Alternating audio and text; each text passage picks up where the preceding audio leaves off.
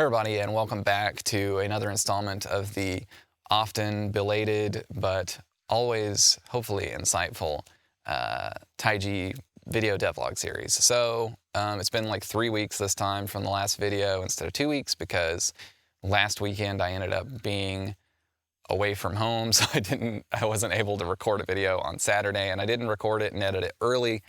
So with that said, what have I done the past 3 weeks? I put in some animation in the trees for the leaves blowing. I won't really go into that in depth, but there is a written devlog post that I did about that very topic that goes a little bit in depth in that. It kind of breaks down the way the shader works and some of my experiments trying to get this effect to work. So other than that, I've kind of just been doing more stuff to try to finish up the diamonds mine area. This is taking an interminably long amount of time, but I said the same about the gallery, and eventually that got done too. So most recently, I've been focusing on what I kind of felt like was the most complex part of that area, which is, I guess, an interstitial area between two of the major areas in the game, and it's kind of a cave inside of this plateau. So there's the top of the plateau, which is one area, this side of the plateau that's another area, and this side of the plateau that's a third area, and they're connected. So the difficulty there is that there's a cave system, and that cave has a top floor and then like a middle floor and then a bottom floor. And in order to kind of make that work, you know, I have to have a cutout in the top of the plateau. The area that's up there, it has to get cut through so you can see that cave. So pretty complicated. Definitely the most amount of verticality that I've put into an area, other than I guess the gallery area. But the gallery area was a little bit, I mean, it was complicated, but that area was like conceived as one thing rather than this being like 3 different areas that all have to interconnect. But that part of it is actually done now, so I think the rest of it will go fairly quickly now that that's done, because, you know, I picked that hardest thing so that I could relax a little bit. But with that said, after getting that done, I kind of felt a little bit burnt out on doing so much artwork stuff lately. It's kind of just been all I'm doing is artwork and implementing artwork. That I decided to do some tech work, which admittedly is not as visually interesting for a video, but I'll still break down a little bit of what I did there. So for the longest time, the input system in the game has been based on the old Unity input backend.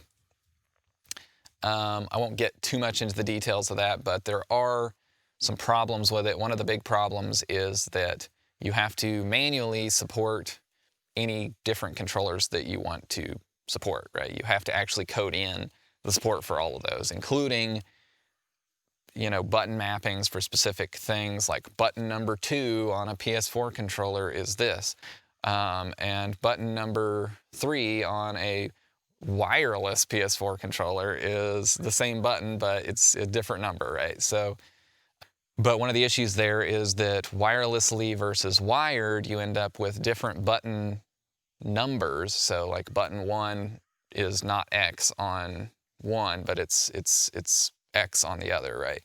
But there's no way to disambiguate between whether you're running it over a wire or whether you're doing it over Bluetooth.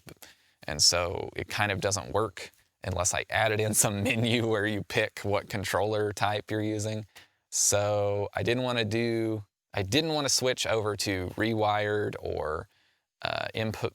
What is the other thing called? I can't remember. There's some common like packages that people use from the Unity asset store to handle this type of stuff. And I could have done that, but I didn't want to do that because I don't want to have any more dependencies for the game to continue working in the future than I have to. You know, I made the game with Unity, so that's like a major dependency that, like, if Unity stops getting updated and the game breaks, there's no way that I can actually fix the game to continue working 10 years from now or whatever. So that's a problem I can't get over, really. because I just chose to use Unity. But I can avoid adding additional complexities on top of there of, well, now I also need Rewired to be supported 10 years in the future.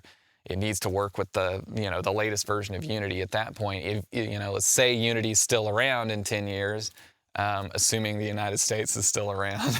Let's say Unity's still around in 10 years, but Rewired isn't, then it's like, well, now I have to swap out the back end for something else. So it made sense to just use the new official Unity thing, even if it wasn't as easy to use as Rewired supposedly is, and then swap that out. So that's mostly done at this point, which is great because it means that theoretically I don't have that many controllers to test, but the controllers that I do have to test work. But theoretically, players should be able to use any controller they want to use, and I can figure out what type of controller that is and try to give them some kind of button prompts that work. Certainly for the major types of controllers, I will have those button prompts in there. But with that said, I want to get into a topic of the week. And this week, the topic that I've decided that was kind of interesting to focus on is kind of the concept of like sequelitis, or maybe whatever the opposite of that would be. So what I mean is, what might cause sequels to be either better than the original in terms of, we're just talking games here, we're not talking movies or whatever. Like, why do sequels end up being better than the original? And why do, in some cases, it feels like sequels, no matter how good they would be, can never be as good as the original? So this is kind of a really broad topic, but I thought it was interesting to talk about. And this is mostly because I've been playing two major sequels recently. Amnesia Rebirth, the sequel to Amnesia: The Dark Descent. Really, I guess it's the second sequel to that, and then the third if we include Soma as a spiritual successor, but a different series. And Dark Souls 3, which I actually had played a significant chunk of years ago, but I kind of drifted away from it because I had played so much Dark Souls that I kind of got burnt out on that for a bit. So both of those are, to my mind, two examples of games that feel like on many objective levels they're better than the original game. And I want to let's sweep aside Demon's Souls, because I have not played Demon's Souls, and I recognize that Demon's Souls is kind of the original game in the Souls series. But let's just sweep that aside, and we're comparing Dark Souls to Dark Souls 3, and we're comparing Amnesia: The Dark Descent to Amnesia Rebirth. So in both scenarios, now I haven't finished either game, so consider these very tentative thoughts. These aren't like a full review or something, but there is this vibe I get with both of them that, even though they are in many ways objectively better, the graphics are better, the controls are better, they're more polished. Well, questionable on Dark Souls 3 because there's so many weird holes in the geometry of the world that I've found.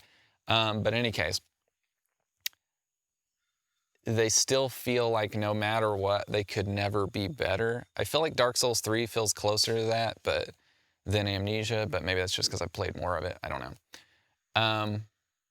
And so that's a weird feeling. Like, why is it that, you could take something that has flaws like the original Dark Souls, address many of those flaws, and not create something that is better. You end up creating something that's, by some metrics, better, but overall not as good. I feel like that's really a tough nut to crack, but it's definitely a thing that's come up many times in my life, playing games that you think like, obviously I go into Dark Souls 3 thinking it's not going to be as good as the first Dark Souls, so there's a certain amount of just fatigue from those ideas in both these games where it's like it's lost that freshness.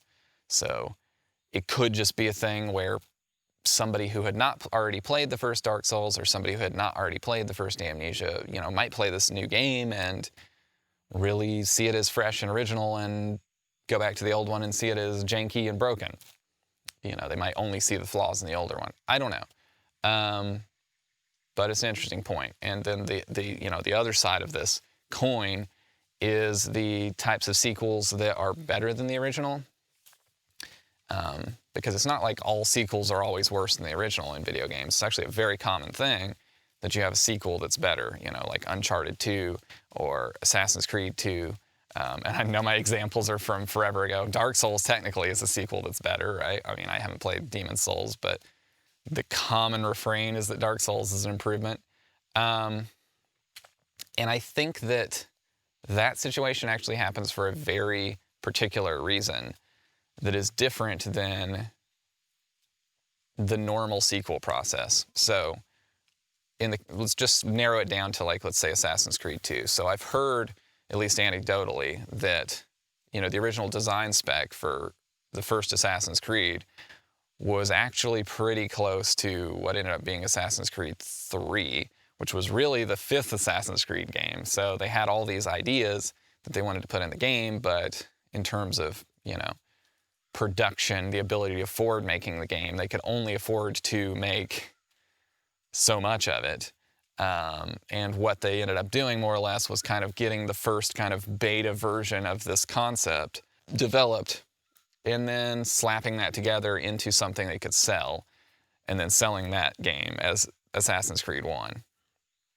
So it's really like the reason Assassin's Creed 2 is so much better over Assassin's Creed 1 is because it's kind of the same game, but just they finished it out. So because it had another, you know, 2 years in development or whatever the gap was there, in order to iron out the issues and, you know, revise the design. Like, you know, even with Taiji, right? It's like I spent a lot of time, many years, on just like getting the core design down and revising things. And that's kind of with making a game that, you know, if you look at the similarities between Taiji and The Witness, it's like you could kind of look at The Witness as being something that's kind of already done this before, but it still took that much time to like work out all the design kinks. So if I had felt like 3 years in I had to ship the game, you know, it would have been a much less good game than what it ultimately will be. And that's, again, I'm not necessarily saying that Taiji is a good game. That's for you to decide. I'm just saying that it would have been a worse game if I had to release it earlier. And so development time can be just down to, you know, incompetence, but it also can be down to that the idea takes time to develop. And so a lot of times I think the reason that you get these improvements in sequels for games is because the ideas were underdeveloped in the original game, and then get more fully developed in a sequel. And that's, you know, that's counter to the Dark Souls 3 or the Amnesia Rebirth thing, where like they're taking something that kind of worked and then they're trying to build on that. And so you start ending up into like bolting on new ideas to the old thing, or some of your success depends on how well you understood what worked about the original thing. And I actually think there's like some kind of weird blind spot where game developers don't understand what works about their own game very well. I don't know. This is a very rambly subject. I do this a lot. You've probably gotten used to this at this point, so I don't really need to call it out. But I do think it's an interesting thing to think about sequels to games. You know, I'm the type of person who doesn't really feel like doing sequels to games. Like, I feel like I should put out Taiji. It's the game that it is.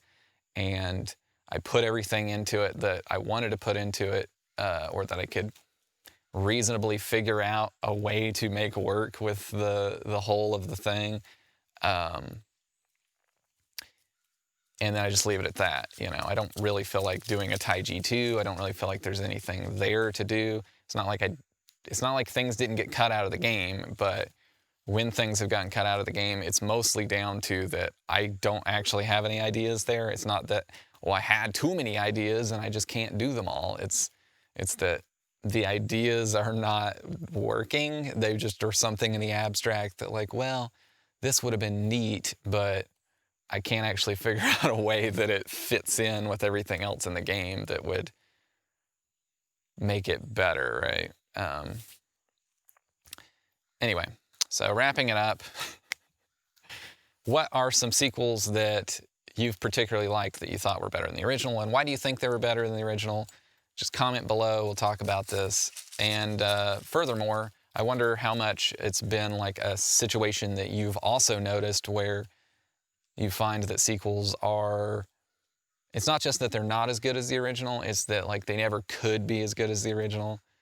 Is it nostalgia? Are there some like obvious things that you can lay out to make a good argument for why it would never be as good? So comment below and we'll discuss that and have a little conversation. And like the video if you liked it. Subscribe to the channel if you're not so you can keep up with these. I know I'm posting them on a weirdly irregular basis, but we'll try to get back to a regular basis after this. I might actually go back to weekly doing these. I don't know, because the benefit of weekly is that as far as stuff working on the game, it's very fresh in my mind what I just did the last week, so I don't end up forgetting things. But as far as topics of the week, it gets hard to come up with something that's actually interesting to talk about at length every single week. So we'll see. What else to say? As I mentioned earlier, watch the trailer if you haven't already, because I'm pretty proud of it. And wishlist the game on Steam if you haven't. And yeah, I think that's pretty much it. Oh, you can follow Taiji on Twitter at Taiji Game and on Instagram at Taiji Game. I post screenshots in both places multiple times a week, so that's a good way to just keep up with kind of the game, I guess, a little bit. And until next time, I will see you around. Have a good one, everybody. Bye-bye.